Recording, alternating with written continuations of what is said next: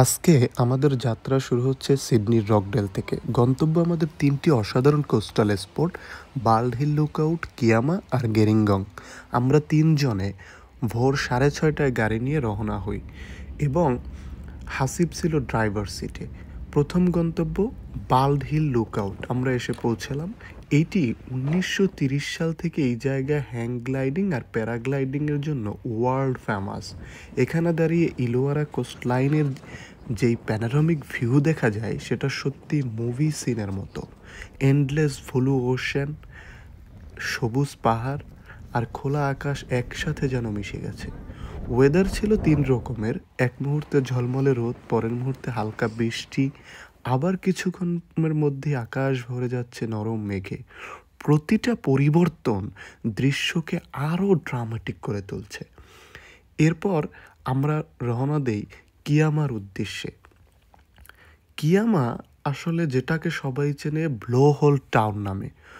ছোট্ট কিন্তু ছবির মতো সুন্দর এই টাউনের ইতিহাস শুরু হয় 19 শতকের ডেইরি ফার্মিং আর শিপিং ইন্ডাস্ট্রি দিয়ে। কিন্তু আসল যে আকর্ষণ সেটা হচ্ছে কিয়ামার ব্লু হোল। সমুদ্রের ঢেউ পাথরের ভেতর ঢুকে বাতাসের সাথে মিশে পানিকে গিজারের মতো আকাশে ছুঁড়ে দেয়, যেন প্রকৃতির এক ফাউন্টেন শো এটা। আমরা দাঁড়িয়ে দেখি কখনো রোদের আলো সমুদ্রকে সোনালি করে তুলছে, আবার হঠাৎ মেঘ জমে হালকা হালকা বৃষ্টি শুরু হচ্ছে। এই আলো ছায়ার খেলায় পুরো জায়গাটা ছিল সিনেমেটিক। শেষ গন্তব্য আমাদের গেরিংগং, শান্ত আর এক অসাধারণ কোস্টাল ভিলেজ এটা। এখানে রোলিং গ্রিন হিলস মিশে গেছে ডিপ ব্লু ওশেনের সাথে, আর দূরে দেখা যায় ঢেউয়ের খেলা। 1850-এর দিকে ইউরোপিয়ান মানুষজন এইখানে বসতি গড়েছিল, কিন্তু আজ গেরিংগং একেবারেই কোস্টাল প্যারাডাইস।